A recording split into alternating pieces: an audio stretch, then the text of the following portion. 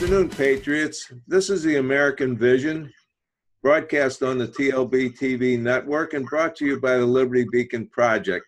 I'm your host, Bill Muckler, and I'm coming to you from my home studio in Cocoa, Florida on America's beautiful Space Coast. And today, I've really got a special guest today because it's somebody I've known for quite some time, and she's also in Cocoa, Florida. So I want to welcome Ilene Davis to our show. Eileen, hello and welcome. Thank you so much for having me. I'm looking forward to educating your viewers on how to be wealthy in America. That's exactly what we want, and that's what we all need to be, and it's wealthier by choice. And I'm going to put up your book. Now, let me give you a little bit of a background on Eileen. I actually first met Eileen's husband, Bob, at a Cocoa Beach Chamber of Commerce meeting some years ago. And Bob has been a great patriot, and I just saw him just recently at the Tuskegee Airmen service we had at the Cape Canaveral National Cemetery. And Bob always makes a point to find friends like myself and come over and say hello and everything. So that was really great. And Eileen, are you still with the Chamber of Commerce? Yep. In fact, we were at the Wednesday Frenzy last night. Ah, great. And so Eileen is an ambassador with the Chamber of Commerce, and for some reason, they decided they asked me to become an ambassador too. So whenever we had our meetings, Eileen was always a leader and actually hosted a Christmas party for us at her house. So I've actually been to Eileen's house, and everybody thinks that if you live in Cocoa, you really live in Cocoa Beach and you got some kind of a little place that's on a sandy beach someplace, but that's not exactly true. And Eileen lives in a beautiful home, and it's out in the outskirts of Cocoa with a lot of green grass and everything. So, and the reason I'm bringing this up is I want you to know that someone can actually start out in reading her book, starting out with no wealth whatsoever, and develop wealth by using some very basic concepts or approaches or whatever. So Eileen, tell us a little bit about yourself growing up. I know your dad had a great influence on you from reading your book. Well, basically, I mean, both my parents did. My mother got me started investing when I was 18. She bought stocks for each of the kids with our initials, so it got me interested early on. I've got a degree in math, a degree in accounting, but I've always been interested in investing. Where Dad came in, where my father came in was, I was 19, I was at school in Michigan. They had moved to Florida, and we were, I was coming down each summer to work during the summers and pay my way through college. And we were driving home one day, we were in his station wagon. He always had a station wagon. And we were driving home one day, and at the time he was vice president for Harris, one of the bigger companies in the area. And all of his peers were buying cars for their kids. So needless to say, I was 19. I turned to Dad and I said, so when are you going to buy me a car? And his response was, he just turned and looked at me and said, just because I earn the money doesn't mean you get to spend it. And that was my introduction to the fact that I'm responsible for my future and for what I want when it's not basic food and shelter. I actually went back to school, saved my money, bought a car, came back with my own car that I had paid for, put myself through the last 2 years of school because Dad and I didn't agree on where I was going to go to school after he moved here. But they were both a big influence in my life. The other one that goes back even further is when we were getting an allowance. If you left Dad had some really strict rules. And if you left the light on in the room after you left, you were wasting energy that you didn't need, and you got a 25-cent fine off of your allowance. So Bobby will tell you, I turn the lights off all over the place. It's just, it's an upbringing from when I was very young. But if there's a light on and I'm not in the room, it's the lights off. So that's pretty much with Dad. But I've been saving and investing pretty much my whole life. Like I said, I put myself through college by saving the money and doing that. And when I got out of college, I saved enough to go to Europe for 2 months. So it's pretty much been something that I've done my whole life. And you've actually have a master's degree, and also you're a certified planning professional. So certified financial planner. Financial planner, I'm sorry. And but you start out in the book and you say there's 2 basic questions. So what are those questions, and why are they so important for our viewers to really learn and be able to answer and get on the right track? Because they are the foundation of the kind of person you want to be in the future you want to have. The first question is, do you want to look rich or be rich? There are a lot of people in America that have the appearance of being rich. They have an expensive car and they wear expensive clothes and they are seen at all kinds of things. But if they ever lost their job, they would have no money. In one of the books that I recommend people reading is The Millionaire Next Door by Thomas Stanley. And he talks about the income affluent versus the balance sheet affluent. And the income affluent are people who have lots of money coming in, but if they spend it all and basically live that life, by the time they reach their desired retirement age, they may have great credit and no debt, but they'll have no money either. And so you can look rich, but if you want to be rich, a lot of times for the majority of people, it's a matter of making trade-offs. I buy all my clothes pretty much in thrift stores. I haven't seen anybody complain, and I've been doing that for 30 plus years. I still look professional, but instead of paying $30 or $50 for a pair of slacks, I pay $3.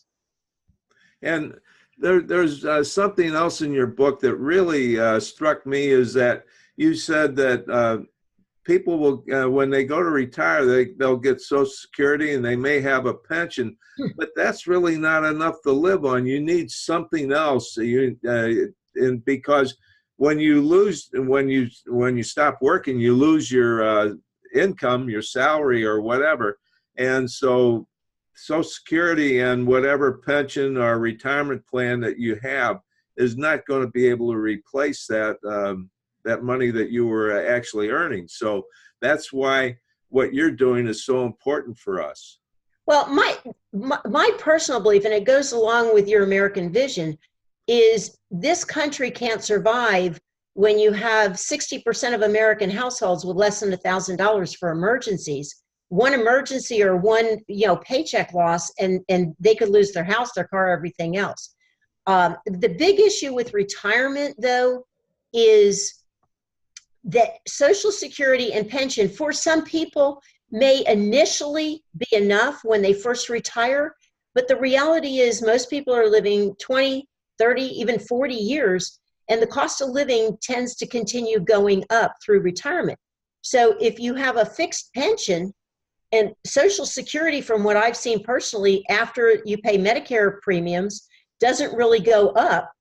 If you've got a fixed income for that 20 or 30 years, even if inflation is below the historic average and have it at 3%, let's say, historic average is about 3.3%. But at 3%, the cost of living will double in 24 years. So you could have someone who at the start of retirement was doing just fine, but if the cost of living has doubled and they're still getting that same income, they've got a 50% reduction in what they can afford to buy in those future dollars. So that's really what I try to emphasize to clients and to your listeners is pensions and Social Security. Pensions are going away to a great extent, but even if you have a pension and Social Security, if they're not adjusted for inflation, odds are you're going to find yourself at a time you can't go back to work because you're not physically able or nobody will hire you, really having to make dramatic cuts in your spending because your cost of living has gone up.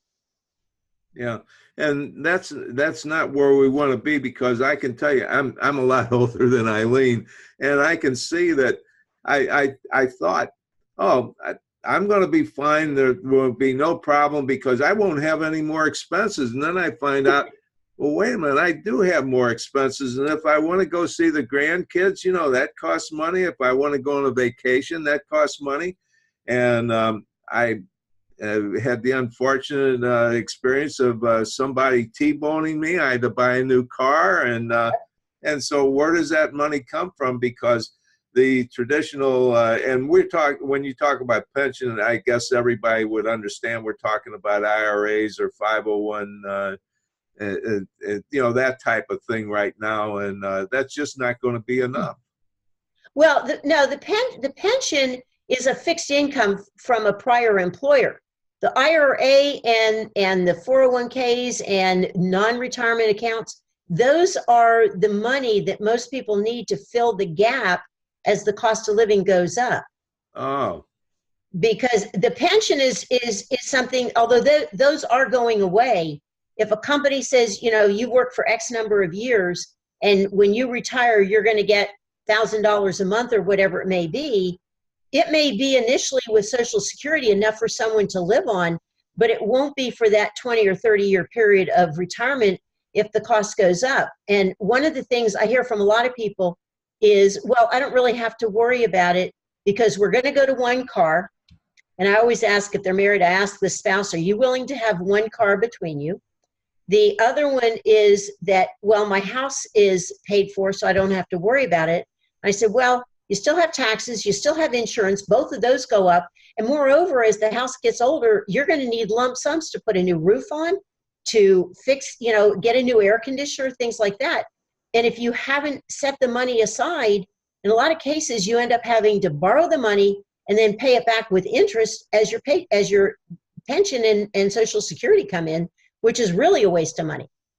Yeah, and I hadn't even thought about that. That's that's reality, because I know I'm living that right now.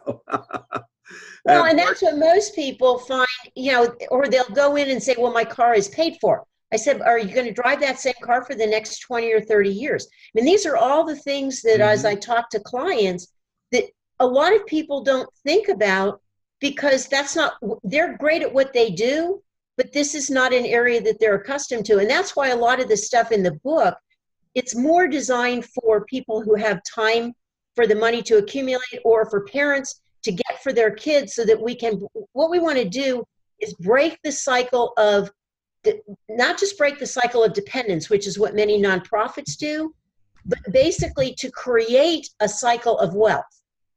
And that's what's not being done. Dave Ramsey has a great program about getting out of debt, but being out of debt is not the solution to being able to retire. Having money is the solution to being able to retire. Mm-hmm.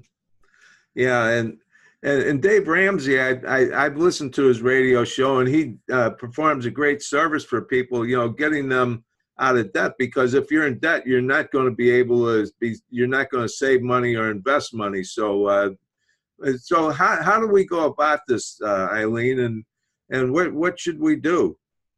Well, basically what I tell everybody, the first thing you do is you create a spending plan, or you can call it an income management or wealth management plan, with the idea of figuring out what is coming in and what is going out. Until you have that, it's impossible to really know what you can either cut or what savings you have. What I've seen is that most people cannot account for probably 20 to 30% of the money that they earn. They know what their phone bill is, they know what their house payment is, they may know what their car payment is, but they don't know how much they spend eating out, they don't know how much they spend on groceries, they don't keep track of those $5 and $10 here and there. And so what I have clients do is which is in the book, is the retirement nest egg starter kit. And it's real simple. You get an empty 2-liter soda bottle. Every day you get a $5 bill, you roll it up and drop it in the bottle. If you can't do $5 that day, then you roll up a $1 bill. But every day you do something, you put it in and roll it in. And if you do that for 60 days, if you do $5 a day for 60 days, you now have $300 that you've accumulated, which is almost as much as a lot of Americans have in savings. But you've got enough to now set up a $100 a month systematic investment plan in an IRA if you qualify, or a non-IRA. You've got $100 that you can add to your savings, start building that up. And you also have $100 for the next month when the automatic comes out and you've forgotten about it. And, in 2 months, you can literally accumulate enough money to get started building wealth for the future at $100 a month. And pretty much any mutual fund has that kind of a minimum.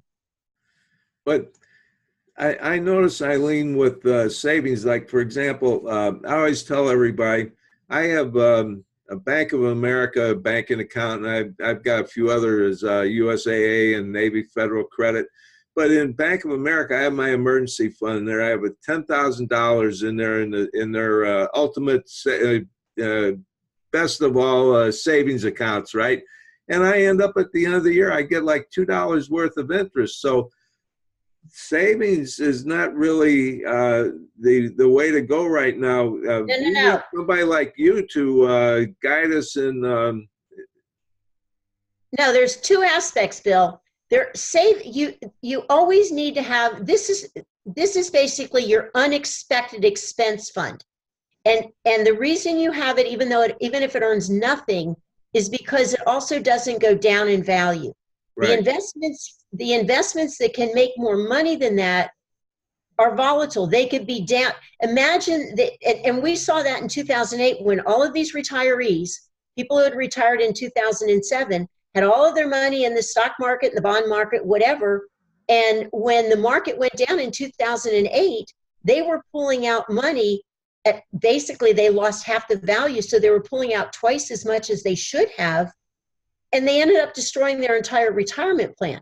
The whole purpose of that $10,000 is if you need a new car or you need a new roof, the market hasn't gone down at that time. So it's not the amount of income that money is making.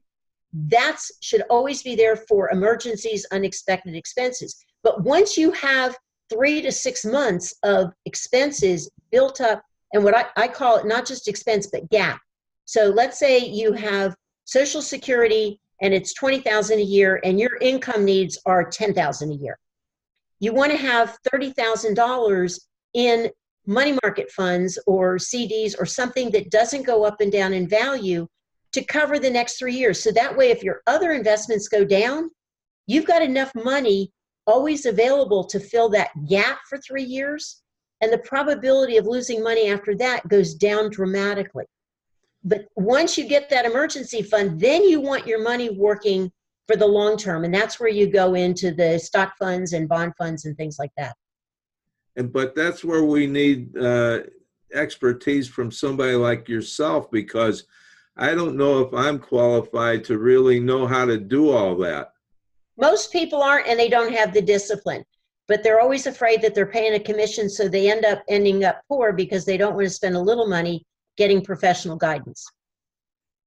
But if you don't get the professional guidance, I know so many people that, like yourself, they buy high and they sell low, and so that difference or gap or whatever you want to call it is much greater, maybe 10 or 20 or 50 times greater than what your commission would be. That is absolutely true. And it's one of the things I explain to clients when they call and they're ready to bail out is I say, why are you getting out? Well, the market went down. And I said, well, you don't catch a falling knife is the slogan that they use. I said, the damage is already done. Either you buy more when it's down if you have the money, or let's decide whether the world is totally collapsing. And that used to be a joke. It's not so much a joke anymore. But if people are still going out to dinner and they're still taking vacations and are still buying cars and everything else of daily life, odds are those companies that you're investing in are going to go right back up. It's just a short-term panic rather than a sensible investment. So what I tell clients, the biggest thing I do other than get them started is to keep them from doing stupid stuff. And that seems to be what we do in America well, is we do stupid stuff, and we do most of the stupid stuff with our money. That's exactly correct. Well, it's because we're not teaching that in school. And so we're not teaching about investing. We're not teaching about saving. We're not teaching about compound interest. Again, that goes back to my book, is I'm trying to help people see how even small amounts and small changes in your life, whether it's having a crock pot party and sharing, food with people, whether it's having people over for dinner instead of going out to dinner, whether it's buying clothes in a consignment shop, buying a used car, like I said in the book, free massages. The savings I got from buying a used car instead of a new car pays for my massages for several years. So, but it's helping people see that how those small amounts can add up to big amounts. And it's something that when you see it, really can be impressive. To give you a real quick story, had a client the other day, father unfortunately passed away, but she got a $10,000 inheritance, but she wanted to save beyond that. Turns out every day she was spending $10 driving back and forth from work at McDonald's because she was so busy that she grabbed food at McDonald's. That's $2,500 a year. She's 28. If she saved that $2,500 a year for 30 years and it earned 7% in a typical mutual fund, she had $236,000. $236,000 by the time she was 58 by giving up McDonald's. And what she's doing now is the $10,000 will all be gone in 3 or 4 years. No, because she invested that with me, and if she leaves it alone, that'll be another $150,000 in 30 years. But it was the expenses of $10 a day. Think about how hard it is to visualize $10 a day becoming $236,000. I like the $236,000 a lot better. Right. Well, and that's why it's hard for a lot of people to be able to visualize that $10 a day can turn into that. And that's a lot of what I teach my clients. And that's really what I tried in the book. If you go back to the $25 a week for 3 years, turning into $900 a year forever. So what you did is you decide you want to tell your story, and you tell your story in the book. And as I read the book, Wealthy by Choice, it's very short chapters. So I could read a chapter, I could set it down, I could pick it up again, and maybe read 1 or 2 or 3 chapters and then put it back down again. But the points where you make the points in such a very, very common sense way, and it's not long-winded. I'm thinking, I can pick it up in a few minutes, and that way it stays with me. But some of the books I've read, the chapters are so long, by the time I get to the end of them, I can't even remember what I was reading, what the chapter title was. Well, what that book is full of stories I've been telling clients, and I know when it comes to money, most people get bored, within the first minute or two. So I try to just take real live examples of things that I've done, that I've recommended to clients, and show what that can be worth in the future, so that they can see not only where they are, but where they could be. And the whole concept was, I'm not trying to be long-winded on it. I just want people to say, oh, I could do that, or I could do that. And if they try one thing here and realize how easy it is, then maybe they'll try another. But they can also see that by doing that, by making that trade-off, it's not a sacrifice, it's a trade-off, how much that trade-off can be worth in future income. Now, Eileen, there's something else in reading the book. Sometimes things don't always go well for us, and we have to face some adversity. And you faced some adversity in your life because this hasn't always been, an upward climb for you. So tell everybody, that you can't give up if something goes wrong. Well, I'm trying to think of what's in. I mean, there may have been 1 or 2 things in my life that didn't go exactly as planned. I mean, I didn't plan for my house to get flooded and the insurance not to cover a good chunk of it. But really through life, each thing I saw might have been a challenge, but I just found a way to overcome it and learn from it.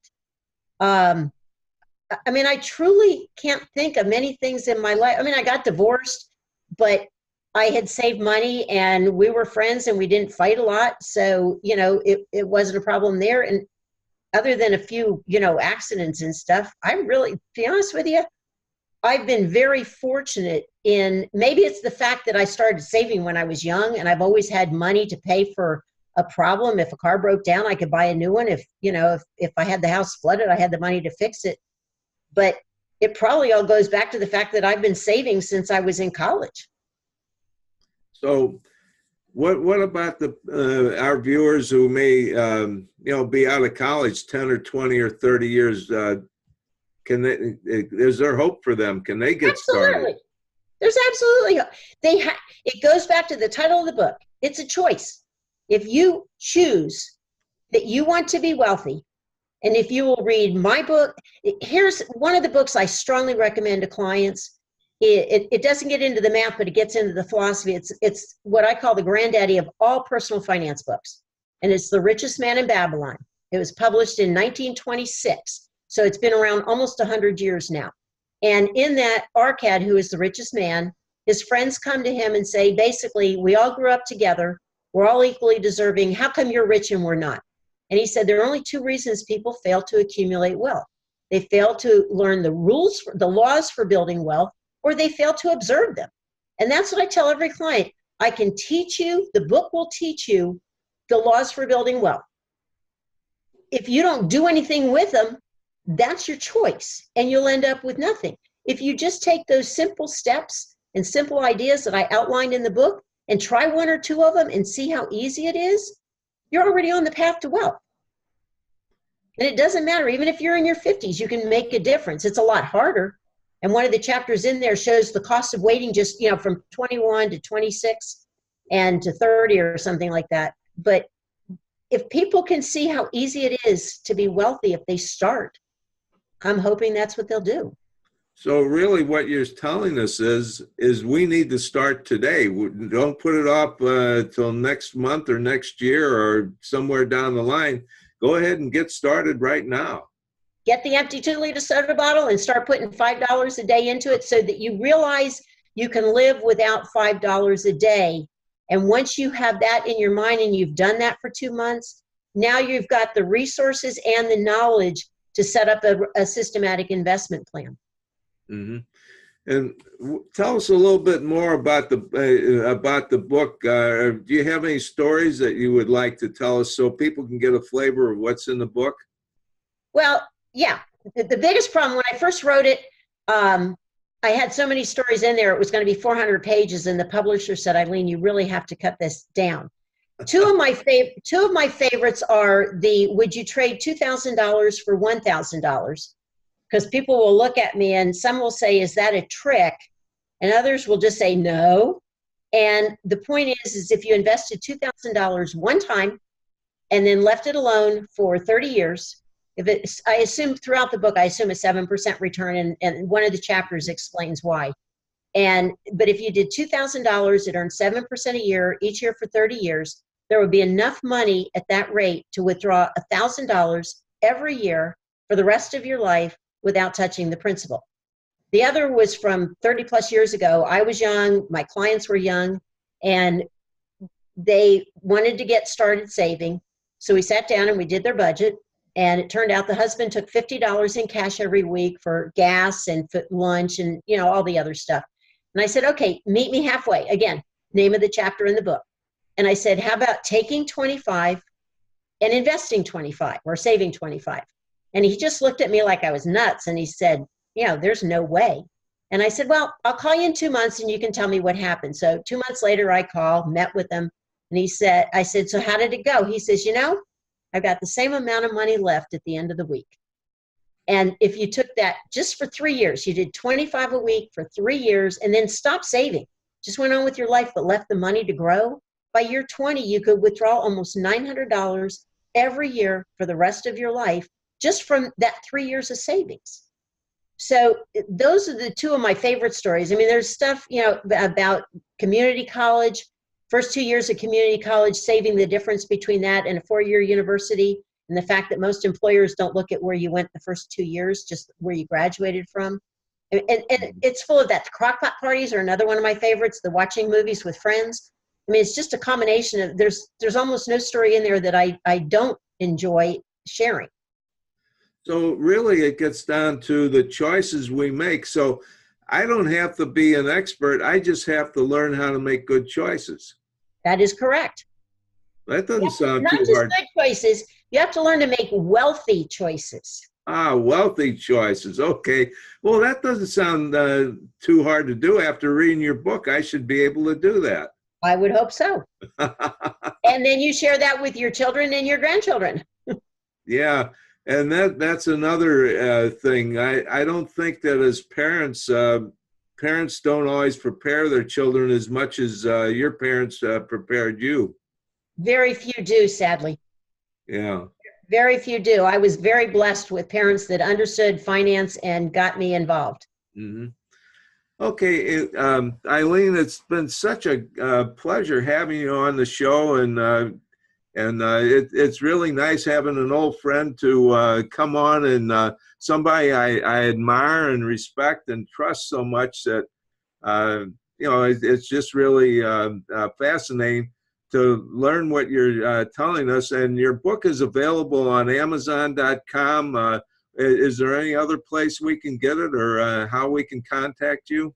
They can go to the www.choosingwealth.com. There's a calculator on there that they can watch some videos to see how it works, and they can even purchase access to it for, on an annual basis pretty reasonably. But it gets down to being able to see the benefit of saving small amounts by using that calculator can help them see that. Mm-hmm. So, are you on any social media? Not really. With a securities license, you have to have everything approved through compliance. So I have chosen to just talk about things like in the book was approved, so that was okay. And the calculator website, I did the video. If people hear my voice here, they'll hear my voice on the webinar, the little videos on that Choosing Wealth site. Oh, okay, great. So that's how we can get in touch with you. If there's somebody in Seattle, for example, and they would like to talk to you, can they do that? Can you talk to people in other states in Florida? Absolutely. 321-631-1127. Oh, okay, very good. Okay, thank you so much, and God bless you for sharing your knowledge and wisdom and experiences with us. Thanks for having me, and let's make America wealthy again. I'm all for that. That is one of Trump's. Make America safe, make America strong, make America wealthy, make America great. Okay, good advice. Thanks, Bill. I appreciate it. Okay.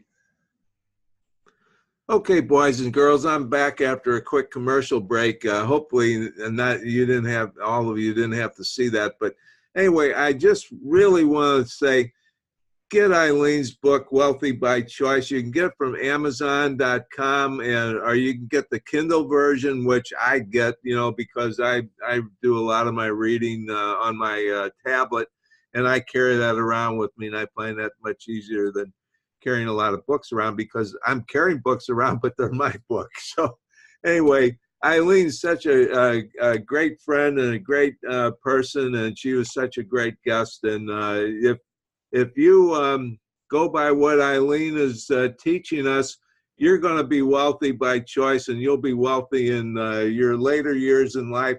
And when you get to be my age, let me tell you, you really want to have some money, because you don't want to be thinking about, am I going to be living under the bridge next month? That's the worst thing in the world. And you really need to make sure that you're very comfortable and in having enough money that you don't have to stress out on that. And speaking of being stressed out, well, I live in a wonderful place, and if you look right over my shoulder, you can't really see it because of the background there, but that's the Cape Canaveral Space Center, and the launches go right up, right there, wherever it is, right over my shoulder, so we can go out on the balcony and watch them. And the other thing that's really wonderful is I have something called 2020, A Clear Vision for America, which I would like for you to get that as well. And you can get that from my webpage, and it's an ebook and print book, a hardcover book, and it's a beautiful book inside and out. And I want to leave you with one last thing.